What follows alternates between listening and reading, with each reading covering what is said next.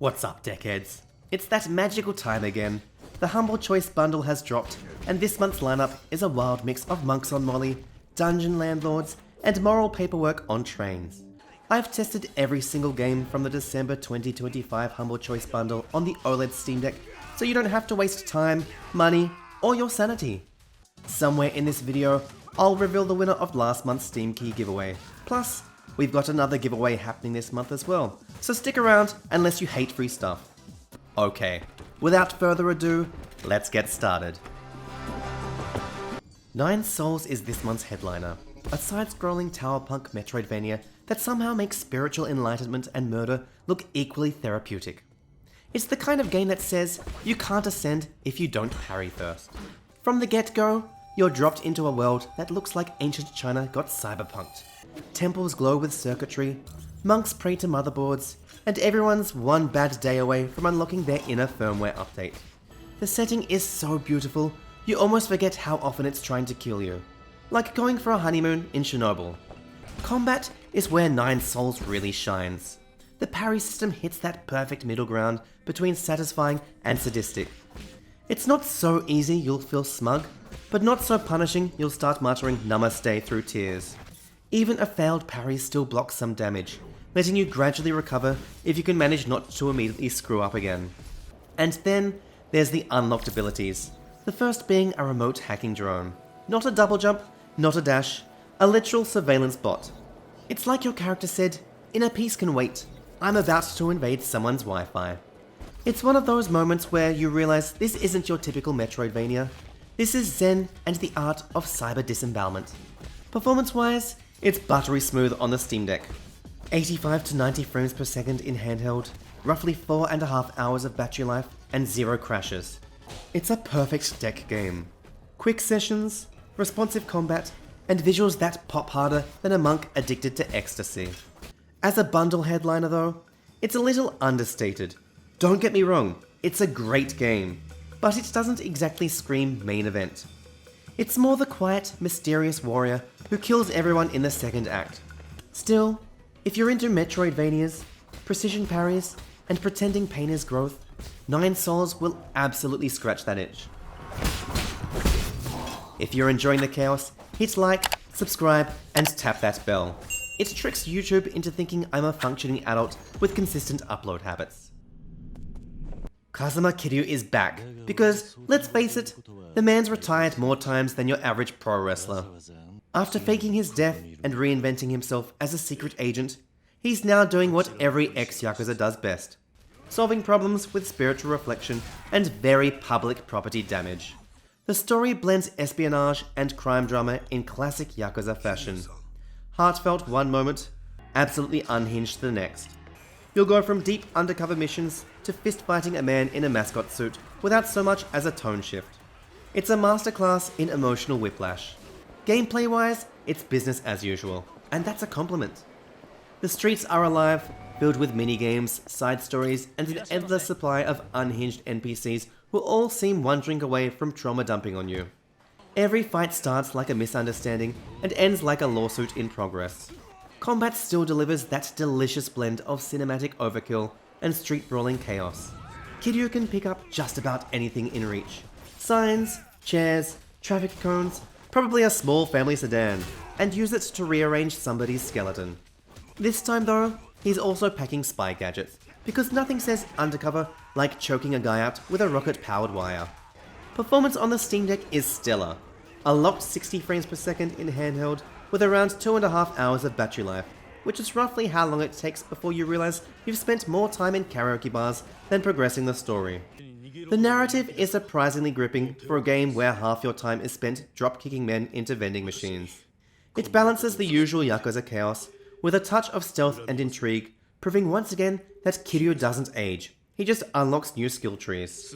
Like a Dragon Gaiden is the perfect middle ground between heartfelt drama and absolute nonsense. Kind of like a Fast and Furious movie written by people who can spell. It's slick, stylish, and familiar in all the best ways. Streets of Rage 4 punches its way into the bundle like a love letter to the 90s, the kind written on a sweaty arcade cabinet. It's a beat 'em up that somehow brings the genre back to life. which is more than I can say for my hopes and dreams.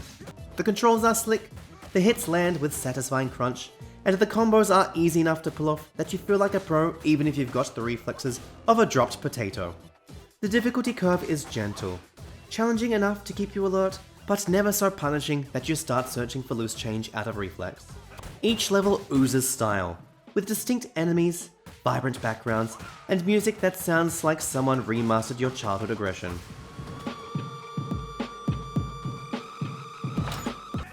The game nails that rhythm between chaos and flow, swinging pipes, tossing knives, and somehow finding zen in the middle of a street brawl. Combat is surprisingly layered.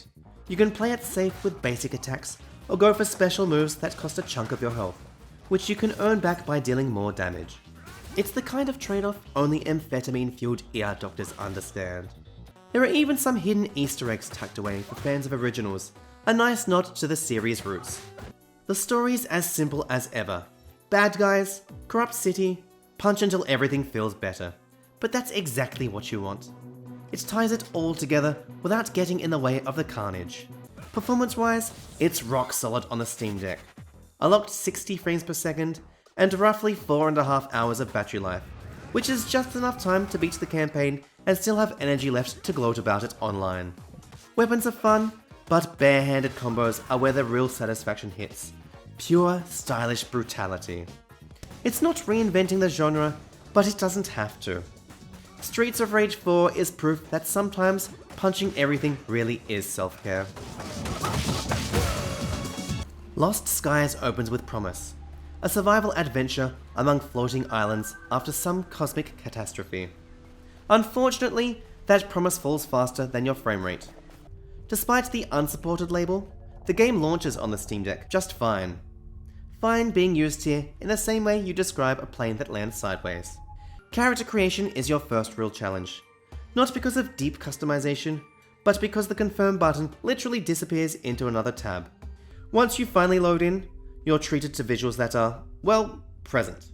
Performance hovers around 15 to 20 frames per second out of the gate, climbing to a glorious 25 to 30 if you crank everything down to cave painting quality and kill motion blur. Text is microscopic on the deck screen, so if you enjoy squinting at tutorials while your frame rate gasps for air, you're in for a treat. The story setup is decent on paper. You're the lone survivor of a planet-destroying disaster crash-landed on a shattered world of floating islands. Your goal? Rebuild and repopulate. And because you're all alone, you'll really be putting your hands to work. Like most survival games, Lost Skies throws you in with no direction, but this one takes it a step further. It's less learn by doing and more wonder until Stockholm Syndrome kicks in. You pick up sticks, punch rocks, and beat docile wildlife to death out of sheer boredom only to realize they drop nothing. Congratulations, you've invented Nihilism the game. Crafting exists, but good luck finding the recipes again after they disappear from the crafting menu. Need a light source for cave exploration? Too bad. Apparently darkness is part of the experience. After an hour, I wasn't sure what the goal was, and I'm pretty sure neither were the developers. In fact, the entire internet seems confused. This is the first game I've ever seen with zero how long to beat data. That's not a red flag, that's a distress signal. Lost Skies isn't offensively bad. It's just aggressively mediocre in a genre already bursting at the seams with games that follow the same pattern of man pick up stick, man craft stick house, man happy. It's the kind of game you want to like, right up until it reminds you that you could be playing literally anything else. If you've ever wanted to experience the slow death of hope at 20 frames per second, Lost Skies has you covered. Intravenous 2 is what happens when Dishonored and Hitman have a sordid affair in a dirty motel, but somehow still manage to raise the kid right. It's a top-down stealth game that actually respects your time and your intelligence. The story I played, Sean's Route, sets the tone. A man pulled into contract killing out of necessity, not bloodlust.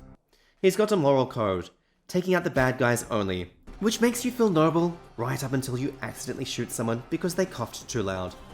It's gritty, grounded, and surprisingly personal for a game made by someone called Explosive Squad Games. The mechanics are pure stealth.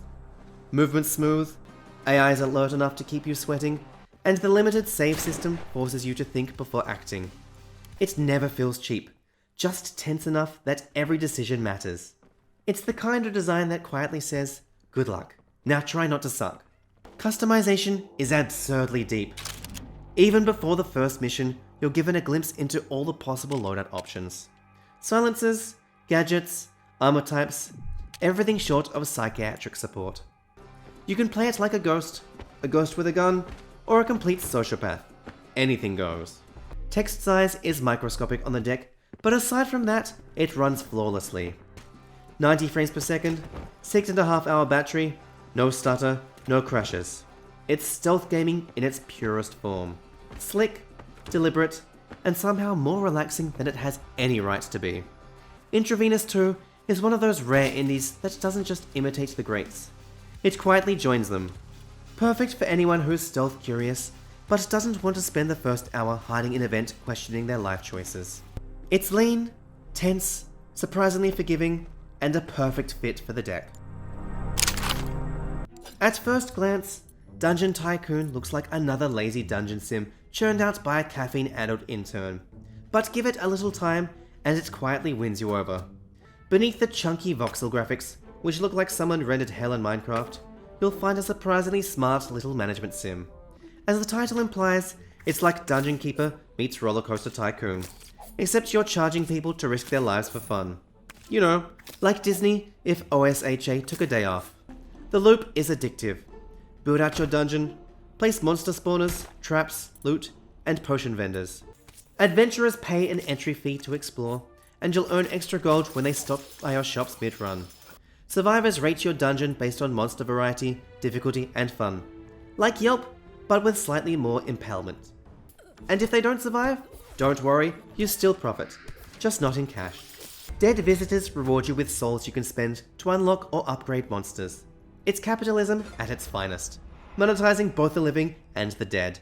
There's even a research tree, letting you refine your business model of legally sanctioned homicide. It's weirdly soothing watching gold roll in while imagining the screams are part of the ambience. Performance on the deck is excellent. 90 frames per second, roughly 5 hours of battery life, and smooth trackpad controls. Text is microscopic, the only downside to playing on the deck. The game isn't groundbreaking, but it doesn't need to be. Dungeon Tycoon is the kind of game you underestimate at first glance, and then lose an entire evening to. It's charming, efficient, and just twisted enough to make you wonder what would happen if Mickey started disemboweling the visitors. Try shaking that image. It's time to announce the winner of last month's Steam Key giveaway. Congratulations to El Jefe 888 on winning that V-Rising key. Just send a chat message to the Reddit user Decusheadus to claim your key. For those of you who missed out, fear not. Just leave a comment on this video telling me which of the games in this table you want. I'll select my favourite comment and announce the winner in next month's video. I've dabbled in the Beholder series before. Loved the concept, but always felt like games wanted me to be both Big Brother and his overworked intern. Beholder Conductor finally nails the formula. It's still a grim moral juggling act, but now it's all confined to a train, because authoritarian surveillance is more efficient on a schedule. If Papers, Please is about bureaucracy and guilt, Conductor is about guilt on rails. You're managing a train through a totalitarian nightmare, snooping through passenger cabins, deciding who's a threat, and trying to stay alive while pretending you're just the world's most anxious ticket inspector. The moral choices are as grey as ever. Do you help the innocent and risk your own neck, or sell them out for a better reputation and some quick cash? Every decision feels meaningful and weighs on your conscience. It's the kind of game that makes you proud of a decision for about 5 seconds before realizing you've just doomed a family of 4 to relocation. Visually, it's bleak but stylish, perfectly matching the tone. Muted colors, strong shadows, and faces that look perpetually one bad decision away from a breakdown. The writing's tight, and branching narrative actually branches, and it gives you that dopamine hit of control while constantly reminding you you're part of the machine. Performance on the deck is flawless. Locked 60 frames per second, and around 7 hours of battery life, which means the only thing draining faster than your battery life is your soul. It's grim, clever, and disturbingly relatable. Beholder Conductor doesn't reinvent the series. It just puts it on rails, polishes the formula, and on the deck makes moral decay portable. It's Papers, Please meets Orient Express, minus the luxury, plus the sneaking suspicion that you're probably the bad guy. If Overcooked ever made you wish you could add your patrons to the menu, Godlike Burger is here to make the dream disturbingly real. You run an intergalactic diner, which means the secret ingredient is whoever orders next. It's got Sweeney Todd energy filtered through a deep fryer.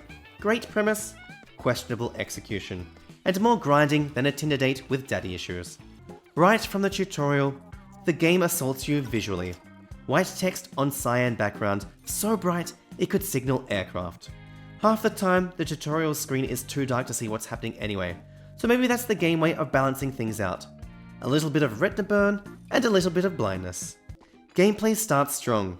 Lure customers in, serve them a meal, and then quietly turn them into tomorrow's special. The problem is, it's all downhill after the novelty wears off. About 20 minutes in. It's like discovering you've mastered the art of cannibal cuisine, only to realize you're still running a minimum wage job. There's definitely content here. Multiple planets, upgrades, recipes, but the pacing feels off. Instead of building tension or chaos, it settles into monotony. You're meant to feel like a culinary god. Instead, you feel like the night shift manager at the world's most boring diner. Performance is solid on deck. 90 frames per second, 4.5 hour battery, and 0 crashes. Shame the excitement couldn't match the stability. Godlike Burger has all the ingredients for a cult classic, but somehow ends up tasting like reheated irony. It's not a bad meal, just an overcooked idea. One bite of brilliance, then 20 more of déjà vu.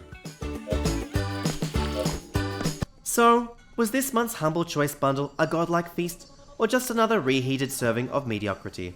Before we get into that, hit like and subscribe. It's the only way I'll ever afford therapy after Godlike Burgers made me doubt the concept of joy. This bundle is one of the most pleasant surprises we've had in a while. A lineup with range, polish, and only one game that should be quietly buried behind the restaurant. 9 Souls is pure Zen fury, a Taopunk masterpiece that merges cybertech and spirituality like a monk downloading enlightenment at 200 megabytes per second. Then there's the obvious standout, Like a Dragon Gaiden. It's everything we want from a headline title. High profile, bold, slick, and gloriously stupid in all the right ways, which makes us question, why wasn't it the headline title? Then there's Streets of Rage 4, which was a knockout surprise. Classic formula, modern execution, and some of the best punch therapy you'll get on deck. Beyond the big three, we got a surprise amount of quality filler. Intravenous 2 is a sleek, stealthy gem, the kind of indie that quietly outperforms the big names.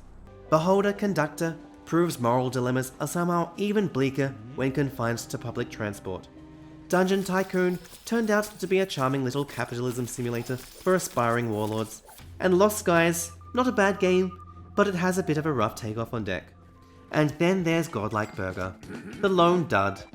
It starts clever, kill your customers, cook them, serve them, but loses steam faster than a McDonald's ice cream machine.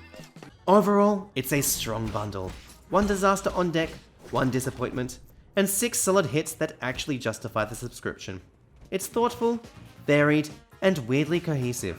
Like a balanced meal where the dessert tries to kill you, but the entree and main meal was so good you forgive it. Something as simple as changing the order to Yakuza, Streets of Rage 4, 9 Souls could have made this bundle much more appealing to a wider audience at a glance, which is a shame really, because as far as bundles go, it's pretty darn good. Make sure to keep an eye out for this month's Humble Talk episode, and hopefully some end of year content coming later this month. See you next time, deckheads.